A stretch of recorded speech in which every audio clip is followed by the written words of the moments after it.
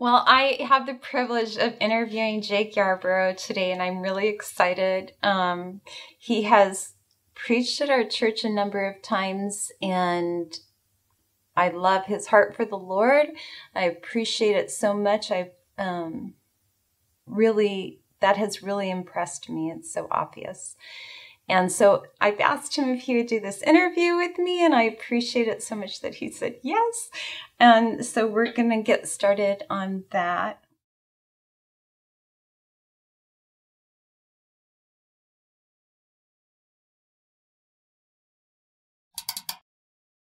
And I'm just going to ask him, by way of introduction, to tell a little bit about himself. Sure. Yeah. Well, like you said, my name is Jake. I'm 20 years old right now. I go to William Jessup University in Rockland. Yeah. My major is Christian leadership with a Bible minor.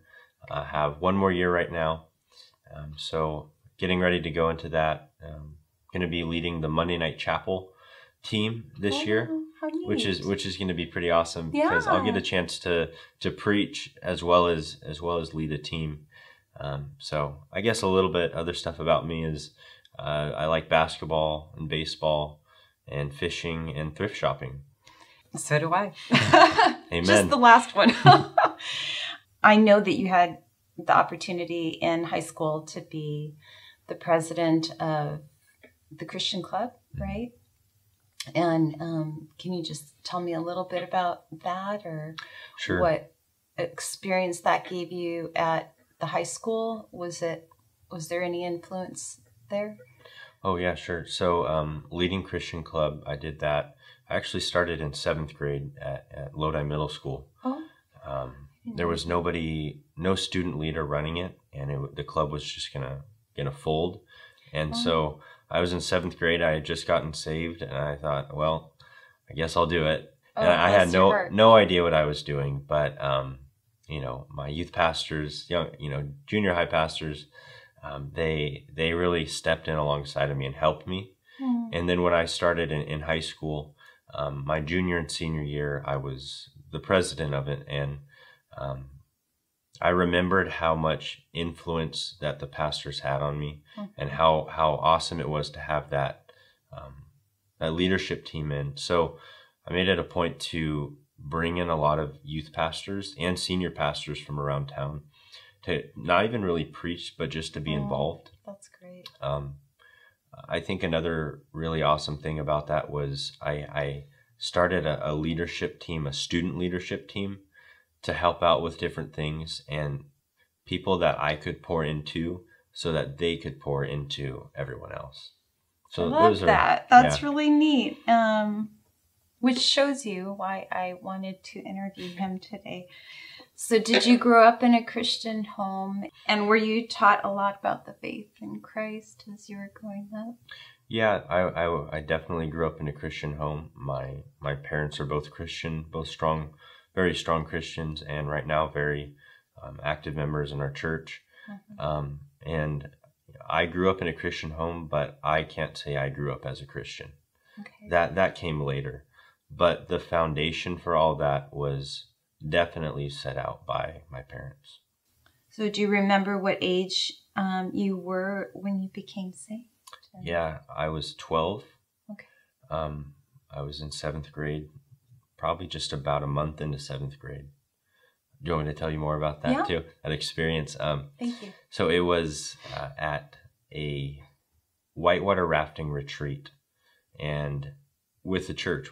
And Pastor Perry was the guest preacher. Okay. And he taught us about cat and dog theology. And what that was is he says there's two types of people. There's cat people and there's dog people.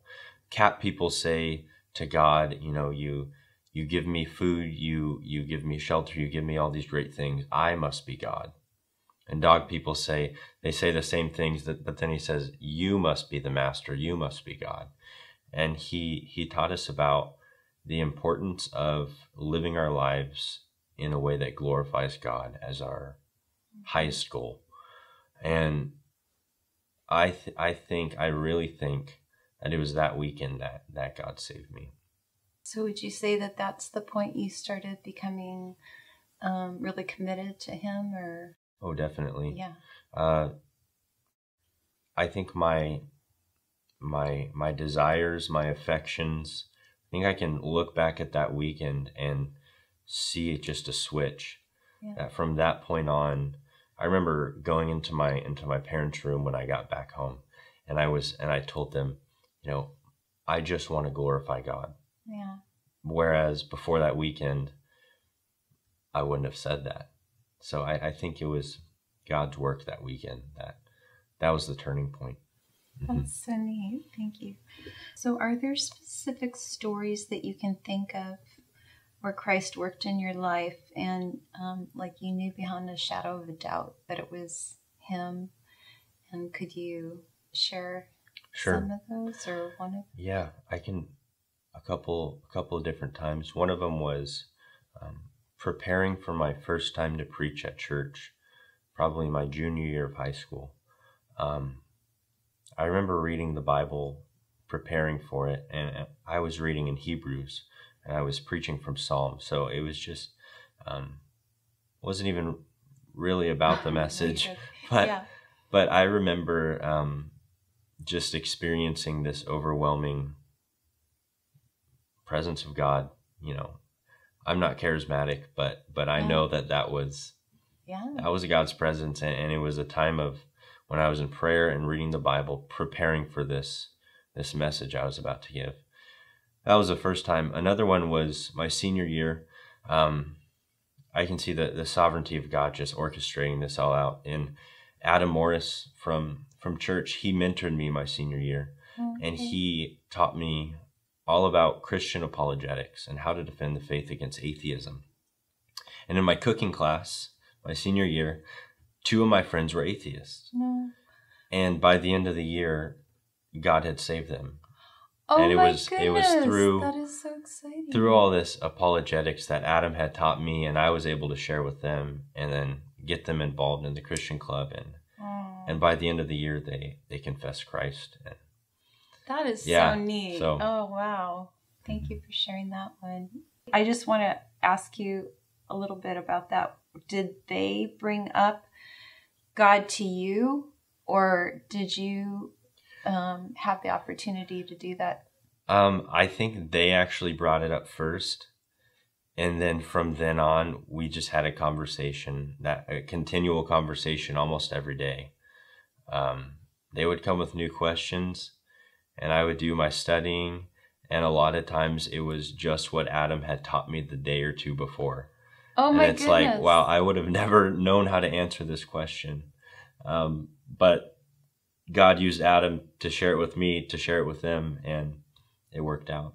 Yeah, and so you can continually see God working. Right. Huh? Mm-hmm. That is so neat. Is there anyone who had a remarkable impact on your life for Christ who stands out to you, and who would that be? If there's so many. Yeah. One of them would be Pastor Joe Brazenly. I remember meeting him when I was in elementary school. And I met him at an Upward basketball game. My sister and his daughter were on the same team. I just remember meeting him and seeing him a couple years later when I started going to youth group, and he kind of took me under his wing like he did so many of the other guys, and poured into me, mentored me, and finally, the last couple of years, I got to work for him as an intern. But he is somebody who I can say, you want to know how Jesus lives? Look at Pastor Joe. Oh, my goodness. So I hope he watches this. That is an incredible thing to say. So what are your future goals? And what made you want to become a pastor? Yeah. So my future goal is becoming a pastor. I'm not sure if that's going to be youth or associate or... Oh, okay. But, I still have a huge heart for youth ministry. But at the same time, in 40, 50 years, I would like to lead a church. Mm-hmm. I also might want to become a professor at a Christian university and teach Okay. Bible and Christian living. How that all came about was a lot of affirmations from other people. There was no one time where, God told me you need to become a pastor or you need to be a youth pastor. But it was, this is something I like. This is something I enjoy. This is something I love. It's something I'm good at. This is something that other people have affirmed me in. I should probably do it. Yeah, that's great. So how has God been working in you recently? Recently he's been, I know this is kind of an oxymoron to say, because I don't want to brag about this, but No. he's making me more humble. Yeah. Yeah. So I think I'm taking a class right now where the whole basis on church life and leadership is built around humility, and the expressions of humility. And it's something that has been coming up from Adam's teaching in young adults, from Pastor Perry's teaching going through Philippians this summer, from my own studies and from school. It's definitely humility. Looking at Christ's humility as our base, and then, okay, how can I cultivate this into my own life? I just wanted to wrap up the interview I was able to have with Jake.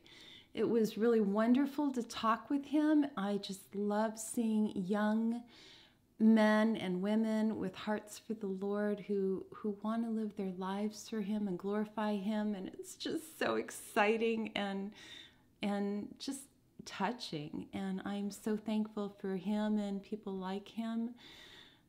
I have a son who is also in the ministry and very young, and it's just so wonderful. They are up against more than the previous pastors, as my pastor said. So it's good for us to remember that. And I hope you have a wonderful day and that I'll see you again between the Sundays. Bye.